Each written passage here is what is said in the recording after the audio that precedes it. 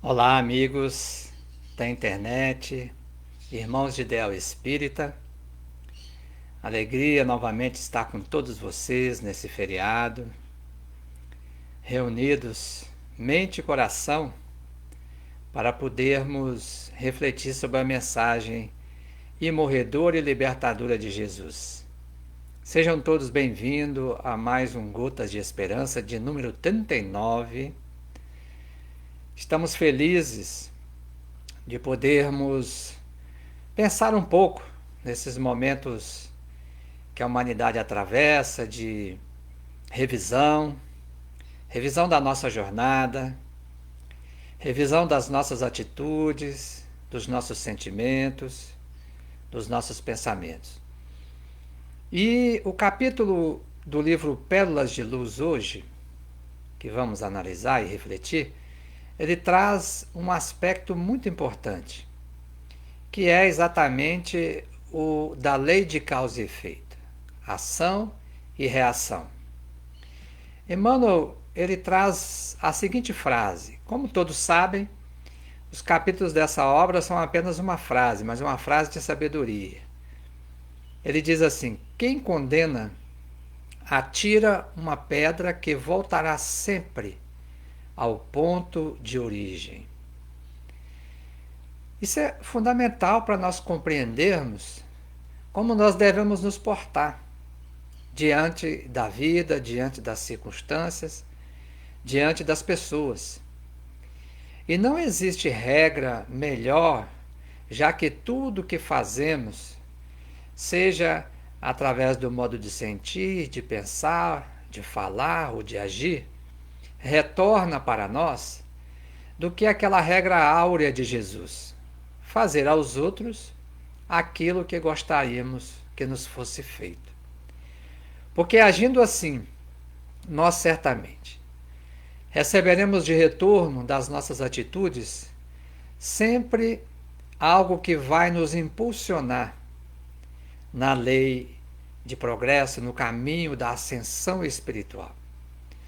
E para a gente refletir melhor sobre esse tema, nós fomos lá, como sempre, Emmanuel explica Emmanuel, lá no livro Convivência, psicografia do médium Francisco Cândido Xavier, ditado pelo Espírito Emmanuel, no capítulo 16, a lição Anotemos. Uma lição tão importante que Emmanuel disse para a gente anotar, ou seja, como se nós estivéssemos marcando aquilo ali na nossa lembrança, no calendário da nossa recordação, para não nos esquecermos.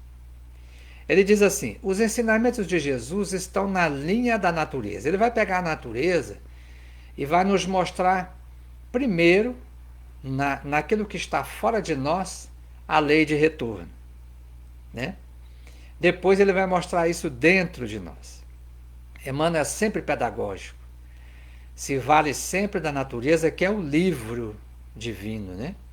Onde estão escritos todos os processos da sabedoria de Deus. Ele fala assim: quanto menos perseverança na enxada, mais ferrugem a dificultar-lhe o serviço. Quanto mais suor no arado, mais bênçãos na sementeira. Interessante isso, né? A enxada que não é utilizada, ela enferruja.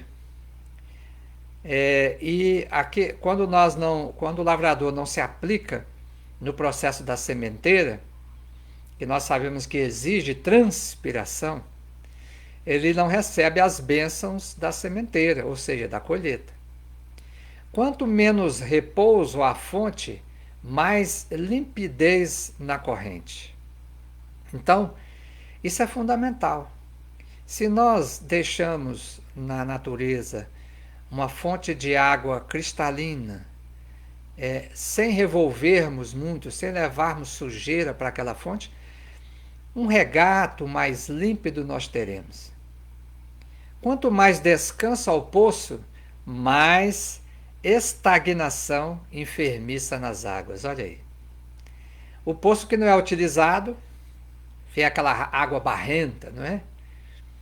Vamos percebendo que o que Emmanuel está dizendo aqui é que cada uma dessas situações que existe, que tem uma função, que tem um propósito, Quando ela não é usada, quando ela não é utilizada naquilo para o qual ela existe, ela tem um efeito danoso. E quando ela é utilizada, ela só tem a ganhar.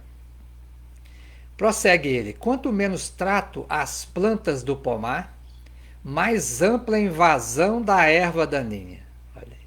O pomar existe para ser cuidado e ele retribui o cuidado do pomicultor com os frutos, né? Com a colheita farta, com a alimentação, a nutrição, né? E se o pomicultor não cuida do seu pomar, ele é tomado por ervas daninhas que vão sugar, vamos dizer assim, a seiva que deveria estar sendo destinada àquela frutificação. Quanto mais poda nas árvores benfeitoras, mais valiosa se lhe faz a produção. É interessante isso, né? Todas as plantas requerem poda. A vida às vezes nos faz poda, né? Não será esse o momento da poda que nós estamos passando?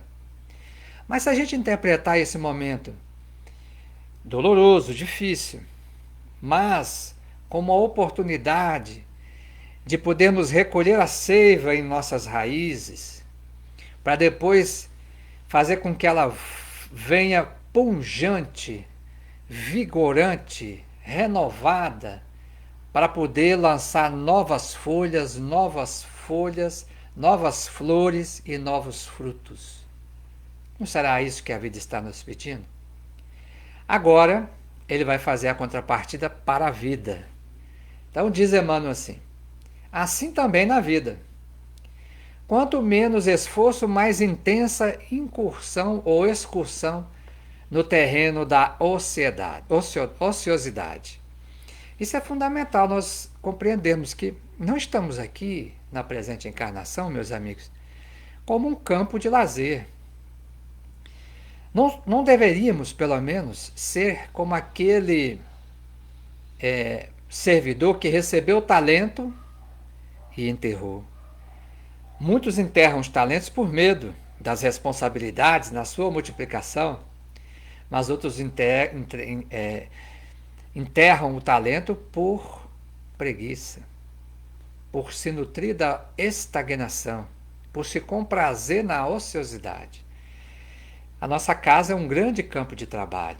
Quantos talentos nós amealhamos na nossa vida até aqui? É hora de colocá-los a serviço do Senhor, servindo àqueles que amamos e com os quais convivemos. Quanto mais diligência, mais crédito na ação. Ou seja, quanto mais eu sou ativo, mais valor eu vou produzir. A minha ação vai ser mais valorativa, mais produtiva. Porque eu não vivo na vida apenas reativamente. Eu também ajo proativamente. Porque já sei o porquê que eu estou aqui. O porquê que eu estou junto com esses que o Criador colocou no meu caminho como a minha família. Então, às vezes a gente vê companheiros, e aí não só na questão material, mas companheiros com grandes conquistas no campo espiritual, como por exemplo o Chico Xavier, e aí falamos, meu Deus, que maravilha seria ter uma mediunidade daquela, e o esforço ao longo de vidas que esse ser superior fez para chegar nesse estágio. Então nós estamos no estágio evolutivo condizente à nossa aplicação, à nossa ação, atitude diante da vida. Quanto menos fé, mais névoa de incerteza. E como temos sido testados na nossa fé. Como nós temos sido chamados para viver o momento presente, o agora, e deixarmos o futuro ser o fruto da nossa ação do agora e a ação somada à ação da providência divina. É preciso confiar, meus amigos. Deus jamais nos deixa desprovido, mas precisamos também fazer a nossa parte. E essa certeza da fé laboriosa, é a fé operosa, a fé que produz obras. É a esperança do verbo esperançar, como nos diria o genial educador Gilberto Freire. Aquela esperança que não cruza os braços. Aquela esperança que, aliada à fé, consegue mover as montanhas e realizar aquilo para o qual nós viemos ao mundo. Quanto mais serviço apresentado, suprimento mais alto. Claro. Quanto mais nós trabalhamos e servimos ao outro, mais acumulamos tesouros imperecíveis, aqueles que a traça não rói e que o ladrão não rouba, e que levaremos conosco, porque fará parte da nossa bagagem evolutiva e nos impulsionará adiante. Nos tornará ricos diante de Deus, porque o galardão divino, esse é imorredouro.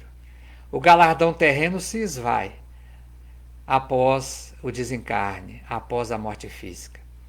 Aliás, é dito, por Emmanuel, com a morte morrem todas as ilusões. Quanto mais serviço apresentado, suprimento mais alto. Quanto menos bondade, mais pessimismo. Experimentemos exercitar a bondade. Experimentemos olhar para os nossos familiares com compaixão, com amor no coração. E nenhum momento do nosso dia o pessimismo visitará o nosso coração. Não fará morada nos galhos da árvore da nossa vida. Porque a bondade, até o pessimismo transforma em compreensão dos tempos em que vivemos. Mas a bondade nos faz olhar para frente, nos faz divisar os tempos novos que também estão chegando. Mas para chegarmos até eles, nós precisamos passar pelo que estamos passando agora. Quanto menos bondade, mais pessimismo. Quanto mais amizade, alegria mais pura. Olha aí. Se estabelecermos, porque antes de qualquer coisa, de sermos pai, mãe, esposo, esposa, filho, filha, irmão e irmã, nós somos amigos. E Jesus valorizou a amizade como um grande tesouro. Quando ele disse aos apóstolos: eu não mais vos chamarei servos, e sim amigos, porque o servo não sabe o que faz o seu senhor. Então, essa amizade nas relações familiares torna a nossa alegria mais pura, mais espontânea, Porque sabemos que estamos todos num time só, um por todos e todos por um. Assim são os amigos, assim podemos ser no círculo da nossa família. Quanto mais desprendimento no amparo, simpatia maior. Quanto mais nós somos espontâneos em estender a mão, mais angariamos simpatias. E Jesus nos diz na parábola do mordomo infiel: granjeai amigos com as riquezas da iniquidade. Então temos tido tantas iniquidades no mundo, vamos transformar os recursos materiais que têm semeado desigualdades, dores, sofrimento, alegria temporária de alguns e sofrimento temporário em outros. E vamos transformar tudo isso em benefício para aqueles que estão ao nosso redor. Assim estaremos angariando amigos. Temos visto aí quantas pessoas. Ainda hoje eu li um caso do Chico em que uma senhora foi visitar, um senhor foi visitá-lo em Uberaba, e o Chico disse a ele assim: olha, tem uma pessoa aqui dizendo que está muito feliz, que agradece muito a oração que você fez por ela, e deu o nome dessa pessoa.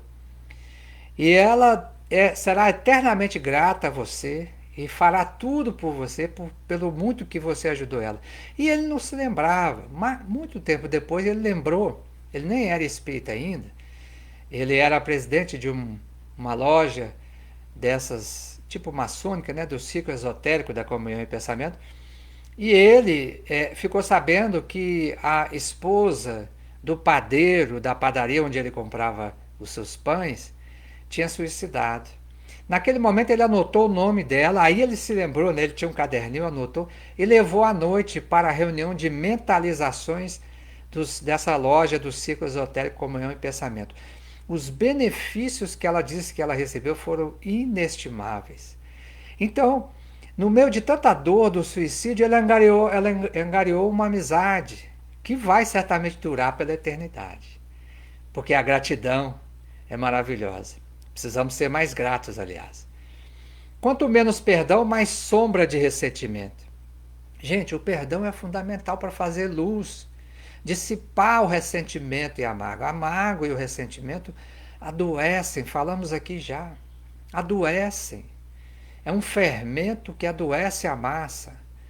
O nosso pão da vida, a alegria de viver, ele não cresce. Fica aquele pão solado, duro. É difícil viver com mágoa. Você toda hora abre aquele recipiente do coração e o mau cheiro daquela relação vem à tona. E você se lembra de tudo e revive tudo na memória. O perdão dissipa tudo isso. Lava os escaninhos da alma. É uma chuva de bênção. Quanto mais amor, mais luz no caminho. É claro. Aliás, o Cristo veio para isso, né? Quando ele diz, vós sois a luz do mundo, imediatamente ele usa o imperativo e disse, faça brilhar a vossa luz. E o que existe de luz, a não ser o amor? Pois se Deus é amor, nós também, nossa natureza íntima, né? A nossa natureza genuína também é amor. E, portanto, é luz. Quanto menos brandura, mais inquietação. As criaturas muito secas, né? Muito duras, né? Muito contundentes, são muito inquietas também. Porque tudo tem que ter um equilíbrio. O Dr. Joseph Gleber, um benfeitor espiritual, ele dizia que a água da verdade, que a pílula da verdade tem que ser dada com a água do amor. Então, o trato das relações, nós não podemos nos furtar do processo educativo. Mas já imaginou se os benfeitores nos tratassem com dureza contundente, mas sem amor? O amor educa, e por isso ele tem que estar em todos os instantes da nossa relação. A brandura, né?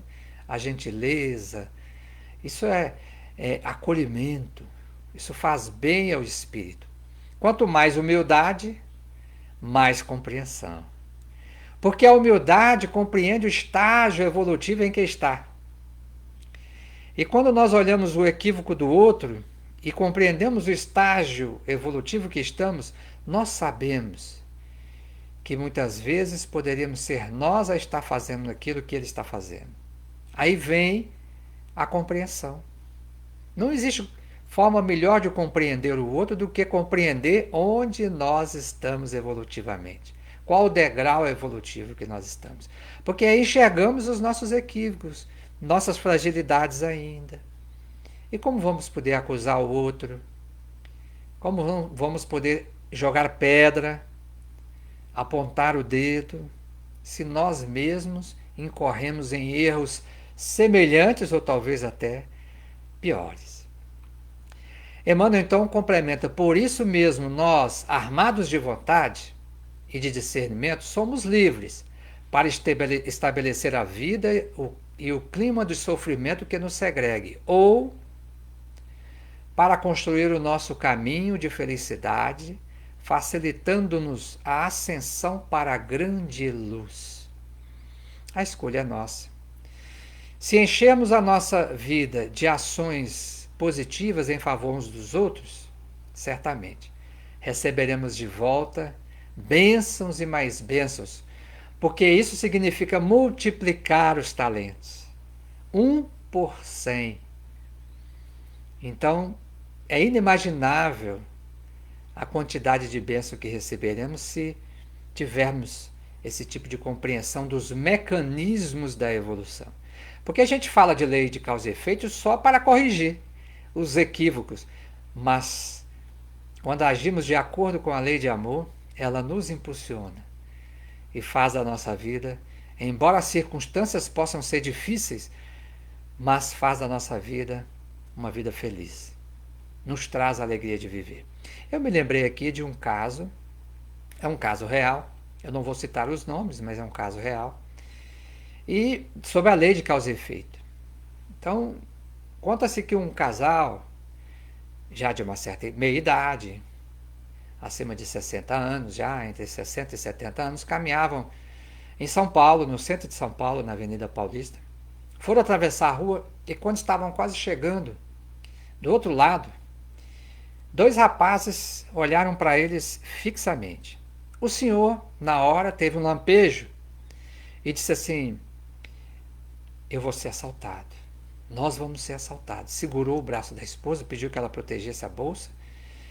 Mas aí, quando aproximaram-se do rapaz, ele chegou falando: ô, fulano de tal, como é que vai? O senhor está lembrado de mim? E ele ficou um pouco sem graça, porque ele não se lembrava, né? Aí ele: ô, tudo bem e tal, que bom ver o senhor de novo. E ele percebeu que o rapaz estava assim, é, tentando, ao invés de assaltá-los, protegê-los, embora ele não entendeu muito bem a situação. O outro companheiro, o outro que estava com ele, esse junto eram dois rapazes, ficou um pouco assim ressabiado. E aí eles foram embora, seguiram o caminho. Ele falou: bom, eu devo ter me equivocado, mas eu não me lembro quem é esse rapaz. Tempos depois ele foi à cidade dele, no interior de São Paulo, e aí foi visitar uma vizinha, que há muito tempo ele não via, e do hall de relacionamento deles, quando morou nessa cidade. E ela ficou muito feliz e serviu um cafezinho, né? Aquela coisa bem de interior. E falou assim: doutor Fulano, o senhor, outro dia aí para trás, o senhor quase foi assaltado lá em São Paulo, né? Ele olhou para ela e falou assim: mas como? Como assim? Aí falou: não, porque o senhor sabe, Fulano. Aí falou o nome do filho. Sim, quanto tempo eu não vejo, vi era pequeno. Falei: pois é, ele acabou entrando num caminho aí perigoso, se envolvendo com más companhias. E ele veio aqui outro dia, disse que estava lá na Avenida Paulista e viu o senhor com a sua esposa. Quando ele percebeu que eram vocês, eles iam assaltar, né? Mas quando ele percebeu que era o senhor, ele se antecipou ao colega e mostrando para ele que não vocês não deveriam ser assaltados, que eram conhecidos. E aí vocês puderam seguir. E aí ele disse que fez isso porque ele lembra como o senhor e a sua esposa foram bons para nós quando ele era pequeno. As dificuldades que nós passamos, toda a escassez, como vocês viam na nossa casa, nos traziam alimento. Então, gente, ele olhou para ela e falou assim: graças a Deus, que a bondade gera a bondade. Então, essa pequena história mostra para nós aquilo que Emmanuel vem nos dizer. O bem é nosso avalista, em qualquer tempo e em qualquer parte. Isso não é, como diria o benfeitor da obra de André Luiz, privilégio, isso é lei. Muita paz, saúde e alegria a todos. Vamos aqui falar um pouquinho dos companheiros que estão conosco hoje. Temos aqui o Renato, minha irmã Rosângela, a Cláudia Oliveira, tudo bom, minha amiga? A Mate, a Maria Aparecida, a Clara, a Cíntia, abraço, amiga. O William, tudo bom, meu irmão? A Célia, Dona Célia, um abraço em todos aí em Natal, Dona Célia. A minha mãe querida, um beijo, Dona Dalva. Minha irmã Rosângela, nosso companheiro Rivaldo, o Newton, abraço, Newton. Abraço em todos aí. A Emília, grande companheiro, Lenildo, saudade de todos vocês aí, viu? Um abraço na sua mãe, na sua tia, muita saudade de vocês. Gente, nós vamos ficando por aqui. Esperamos todos vocês no sábado às 20 horas e vamos anunciar aí uma live que faremos no domingo pela manhã às 10 horas com dois companheiros aqui da nossa casa espírita, os nossos irmãos Renato, que nos assiste aí todos os dias, e o nosso irmão Guaraí. E o tema será o quinto evangelho. Não percam, domingo de manhã às 10 horas, viu? Vai ser imperdível. Vamos falar um pouco de nós e, obviamente, do Cristo. Um grande abraço a todos, paz, saúde e alegria. E Deus abençoe vocês nesse feriado. E até sábado, na nossa live das 20 horas.